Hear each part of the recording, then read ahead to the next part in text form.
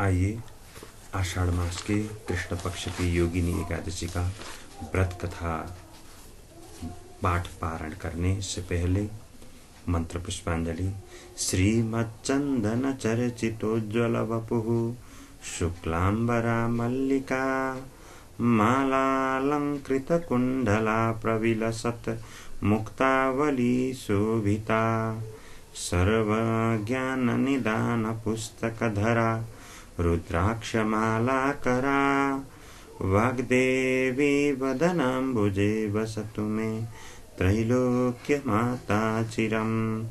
अमरी कबरी भारभ्रमरी मुखरी कृतं दूरीकरोतु दूरितं गौरी चरणपङ्कजम्। अविरलमदजलनिवहं भ्रमरकुलानीकसेवितकपोलम् अभिमतफलदातारं कामेशं गणपतिं वन्दे। मूकं करोति वाचालं पङ्गुं लङ्घयते गिरिं यत्कृपातमहं वन्दे परमानन्दमाधवं। सच्चिदानन्दरूपाय विश्वोत्पत्त्यादिहेतवे तापत्रयविनाशाय श्रीकृष्णाय वयं नुमः। नारायणं नमस्कृत्य नरं चैव नरोत्तमं देवीं सरस्वतीं व्यासं ततो जयमुदीरयेत्। अथ आषाढकृष्णैकादशी कथा। युधिष्ठिर उवाच ज्येष्ठशुक्ले निर्जलाया माहात्म्यं वै श्रुतं मया। आषाढकृष्णपक्षे तु किं नामैकादशी भवेत् कथयस्व प्रसादेन ममाग्रे मधुसूदन। श्रीकृष्ण उवाच व्रतानामुत्तमं राजन् कथयामि तवाग्रतः सर्वपापक्षयकरं भुक्तिमुक्तिप्रदायकम्। आषाढस्यासिते पक्षे योगिनी नाम नामतः एकादशी नृपश्रेष्ठ महापातकनाशिनी संसारार्णवमग्नानां पाररूपा सनातनी। जगत्त्रये सारभूता योगनीति नराधिप कथयामि कथा तस्याः पौराणिं पापहारिणीम्। अलकाधिपतिर्नाम्ना कुबेरः शिवपूजकः तस्यासीत् पुष्पबटुको हेममालीति नामतः। तस्य पत्नी सुरूपा च विशालाक्षीति नामतः। स तस्यां स्नेहसंयुक्तः कामपाशवशं गतः। मानसात्पुष्पनिचया मानीय स्वगृहे स्थितः। पत्नी प्रेमसमायुक्तो न कुबेरालयं गतः। कुबेरो देवसदने करोति शिवपूजनं। मध्याह्नसमये राजन् पुष्पाणि न समीक्ष्यते। हेममाली स्वभवने रमते हि तया सह। यक्षराट् प्रत्युवाचाथ कालातिक्रमकोपितः कस्मान्नायाति भो यक्षा हेममाली दुरात्मवान्। निश्चय क्रियतामस्य प्रत्युवाच पुनः पुनः। यक्षा ऊचुः वनिता कामुको गेहे रमते स्वेच्छया नृप। तेषां वाक्यं समाकर्ण्य कुबेरः कोपपूरितः। आह्वयामास तं तूर्णं वटुकं हेममालिनं। ज्ञात्वा कालात्ययं सोऽपि भयव्याकुललोचनः। आजगाम नमस्कृत्य कुबेरस्याग्रतः स्थितः। तं दृष्ट्वा धनदा क्रुद्धः कोपसंरक्तलोचनः। प्रत्युवाच रुषाविष्टः कोपाद्विस्फुरिताधरः। धनद उवाच रे पापतुष्टदुर्वृत्त कृतवान् देवहेलनम्। अतो भवस्वित्रयुक्तो वियुक्तः कान्तया सदा। अस्मात् स्थानादपद्वस्तु गच्छ स्थानमथाधमम्। इत्युक्ते वचने तेन तस्मात् स्थानात् पपात सः। महादुःखाभिभूतश्च कुष्ठपीडितविग्रह न वै तोयं न भक्ष्यं च वने रौद्रे लभत्यसौ न सुखं दिवसे तस्य न निद्रां लभते निशि छायायां पीडिततनुर्निधागेत्यन्तपीडितः शिवपूजाप्रभावेण स्मृतिस्तस्य न लुप्यते पातकेन विभूतोऽपि कर्मपूर्वमनुस्मरन् भ्रममाणस्ततो गच्छद् धिमाद्रिं पर्वतोत्तमम् तत्र पश्यन्मुनिवरं मार्कण्डेयं तपोनिधिं तस्यायुर्विद्यते राजन् ब्रह्मणो दिनसप्तकम् आश्रमं स गतस्तस्य ऋषिर्ब्रह्मसदाश्रमं ववन्दे चरणौ तस्य दूरतः पापकर्मकृत् मार्कण्डेयो मुनिवरो दृष्ट्वा तं कुष्ठिनं तदा परोपकरणार्थाय समाहूयेदमब्रवीत् मार्कण्डेय उवाच कस्मात् कुष्ठाविभूतस्त्वं कुतो निन्द्यतरो ह्यसि इत्युक्ता प्रत्युवाचाथ मार्कण्डेयेन धीमता हेममाल्युवाच यक्षराजस्यानुचरो हेममालीति नामतः मानसात् पुष्पनिचया मानीय प्रत्यहं मुने शिवपूजनवेलायां कुबेराय समर्पये एकस्मिन् दिवसे काललोपश्च विहितो मया पत्नीसौख्यप्रसक्तेन कामव्याकुलचेतसा ततः क्रुद्धेन शप्तोऽहं राजराजेन वै मुने कुष्ठाविभूतः सञ्जातो विभक्तः कान्तया सह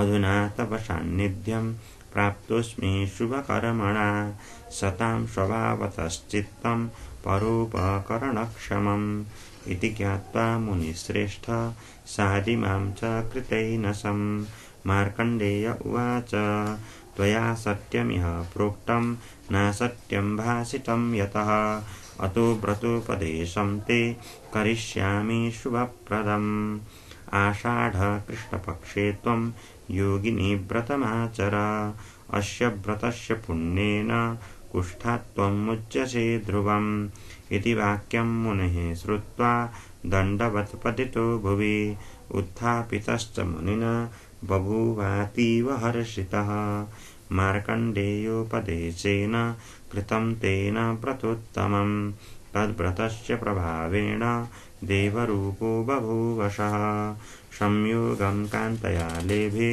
भुभुजे सौख्यमुत्तमम् इदृग्विधं नृपश्रेष्ठ कथितं योगिनिव्रतम् 88 सहस्राणि द्विजान् भोजयते तु यः तत्फलं समवाप्नोति योगिनी व्रतकिन्नरः महापापप्रशमने महापुण्यफलप्रदा शुचौ कृष्णैकादशी ते कथिता योगिनी नृप महापापप्रशमने महापुण्यफलप्रदा शुचौ कृष्णैकादशी ते कथिता योगिनी नृप स्वस्ति श्री भविष्योत्तरपुराणे श्रीकृष्णार्जुन संवादे आषाढ़ कृष्ण एकादशी योगिनी माहात्म्यं श्रीकृष्णार्पणमस्तु।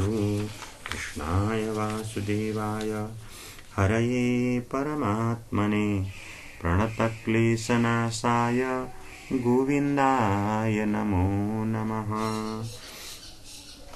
उपनयतु मङ्गलं वः सकलजगन्मङ्गलालय श्रीमान् दिनकरकिरणनिबोधित नवनलिनदलनिभेक्षणः कृष्णः तत्रैव गङ्गा यमुना च तत्र गोदावरी सिन्धु सरस्वती च सर्वाणि तीर्थानि वसन्ति तत्र यत्राच्युतोदारकथा प्रसङ्गः काले वर्षतु पर्जन्यः पृथिवी सस्यशालिनी देशोऽयं क्षोभरहितो ब्राह्मणाः सन्तु निर्भयाः अपुत्राः पुत्रिणः सन्तु पुत्रिणः सन्तु पौत्रिणः निर्धनाः सदनाः सन्तु जीवन्तु शरदां शतम् यं ब्रह्मा वरुणेन्द्ररुद्रमरुता स्तुन्वन्ति दिव्यैस्तवैर्वेदैः साङ्गपदक्रमोपनिषदैर् गायन्ति यं सामगा ध्यानावस्थिततद्गतेन मनसा पश्यन्ति यं योगिनो यस्यान्तं न विदुः सुरासुरगणा देवाय तस्मै नमः। अतसी कुसुमोपमेयकान्तिर्यमुनाकूलकदम्बमूलवर्ती नवगोपवधूविलासशाली वनमाली वितनोतु मङ्गलं नः। ॐ तत्सत् श्रीकृष्णार्पणमस्तु। वसुदेवसुतं देवं कंसचाणूरमर्दनं देवकी परमानन्दं कृष्णं वन्दे जगद्गुरुम्। आइए अब आषाढ़ मास की कृष्ण पक्ष की जो एक योगिनी नाम की एकादशी है, इस एकादशी का हम कथा श्रवण करते हैं। अभी तक आपने पाठ श्रवण किया, अब कथा श्रवण करते हैं। सर्वदा की तरह ही, सदा सर्वदा की तरह ही युधिष्ठिर महाराज ने भगवान श्री कृष्ण से पूछा कि हे भगवान, हे कृष्ण, आषाढ़ मास के कृष्ण पक्ष में जो एकादशी होती है उसका क्या नाम है, कृपया उसका वर्णन कीजिए। भगवान श्री कृष्ण बोले, हे राजन, आषाढ़ के कृष्ण पक्ष की एकादशी का नाम योगिनी है। यह बड़े से बड़े पाप करने वाले मनुष्य के पापों को नष्ट करती है। संसार सागर में डूबे हुए प्राणियों के लिए यह सनातन नौका के समान है। तीनों लोकों में यह सारभूत व्रत है। अलकापुरी में राजाधिराज कुबेर रहते हैं। वे सदा भगवान शिव की भक्ति में तत्पर रहने वाले हैं। उनके हेममाली नाम वाला एक यक्ष सेवक था जो पूजा के लिए फूल लाया करता था। हेममाली की पत्नी अत्यंत सुंदरी थी। उसका नाम विशालाक्षी था। वह यक्ष जब अपनी सुंदर पत्नी के साथ में कामपाश में आबद्ध होकर सदा सर्वदा अपनी पत्नी में ही आसक्त रहता था। एक दिन की बात है, हेममाली मानसरोवर से फूल लाकर अपने घर में ही ठहर गया और वहीं ठहरकर पत्नी के प्रेम का रसास्वादन करने लगा। अतः कुबेर के भवन में वह पहुंच नहीं सका। इधर कुबेर महाराज भगवान को पूजा अर्चना करने के लिए मंदिर में बैठकर कब हेममाली पुष्प लेकर आएगा और मैं भगवान को पुष्प अर्पण करूंगा, ऐसा सोचकर मंदिर में भगवान का पूजन अर्चन करने के लिए तैयार रहकर ठहरे थे। उन्होंने दोपहर तक, मध्याह्न तक फूल आने की प्रतीक्षा की। जब पूजा का समय व्यतीत हो गया तो यक्षराज ने कुपित होकर सेवकों से कहा, हे यक्षों, दुरात्मा हेममाली क्यों अभी तक नहीं आया? इस बात का तुम लोग पता लगाओ। ऐसा कुबेर के द्वारा आज्ञा पाने पर यक्षों ने कहा, हे राजन, वह तो पत्नी की कामनाओं में आसक्त होकर अपनी इच्छा के अनुसार अपनी पत्नी के साथ में घर में ही रमण कर रहा है। उनकी ऐसी बात सुनकर कुबेर क्रोध में भर आए और तुरंत ही हेममाली को लेकर आने को कहा। देर हुई ऐसा जानकर हेममाली भय से अत्यंत घबराया और व्याकुल हो रहा था। वह धनराज कुबेर के सामने आकर गिड़गिड़ाकर खड़ा हुआ। उसे देखकर कुबेर की आंखें क्रोध से लाल हो गई। वे बोले, अरे पापी, अरे दुष्ट, अरे दुराचारी, तूने भगवान की अवहेलना की है। अतः क्रोध से युक्त और अपनी उस प्रियतना से वियुक्त होकर इस स्थान से भ्रष्ट होकर अन्यत्र चला जा। कुबेर के ऐसा कुष्ठ रोग, कोढ़ रोग से रोग को प्राप्त हो ऐसा कहने पर वह उस स्थान से नीचे गिर गया। उस समय उसके हृदय में अत्यंत दुख हुआ। कोढ़ों से सारा शरीर पीड़ित था, परंतु शिव पूजा के प्रभाव से उसकी स्मरण शक्ति कभी लुप्त नहीं हुई। पातक से दबा होने पर भी वह अपने पूर्व जन्म के कर्मों को याद रखता था। उसके बाद वह इधर उधर घूमता हुआ वह पर्वतों में श्रेष्ठ मेरुगिरी नामक पर्वत के शिखर, वहां उसे तपस्या के पुंज मुनिवर मार्कंडेय जी का दर्शन हुआ, जो अष्ट चिरंजीवियों में से एक है। वहां उनको देखकर दूर से ही मार्कंडेय जी को उसने प्रणाम किया।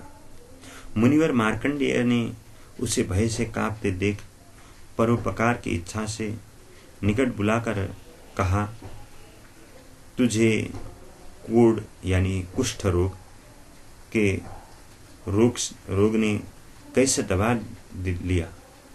तो क्यों इतना अधिक निंदनीय जान पड़ता है?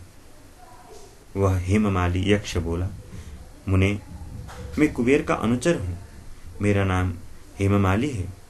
मैं प्रतिदिन मानसरोवर से फूल ले आकर शिव पूजा के समय कुबेर को दिया करता था। एक दिन पत्नी के साथ सहवास के सुख में फंस जाने के कारण मुझे समय का ज्ञान ही नहीं रहा। अतः राजाधिराज कुबेर ने कुपित होकर मुझे शाप दे दिया, जिससे मैं यह कोढ़ से आक्रांत होकर अपनी प्रियतमा से बिछड़ गया।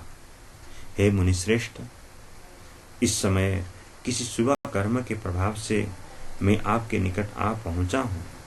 संतों का चित्त स्वभावतः परोपकार में लगा रहता है।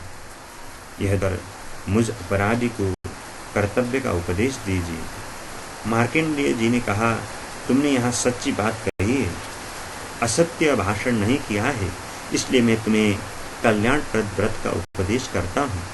तुम आषाढ़ के कृष्ण पक्ष में योगिनी एकादशी का व्रत करो। इसके पुण्य से तुम्हारी यह कुष्ठ रोग, कोढ़ रोग जो है वह निश्चय ही दूर हो जाएगी। भगवान श्री कृष्ण युधिष्ठिर से कहते हैं, ऋषि के यह वचन सुनकर हेममाली दंड की भांति मुनि के चरणों में पड़ गया।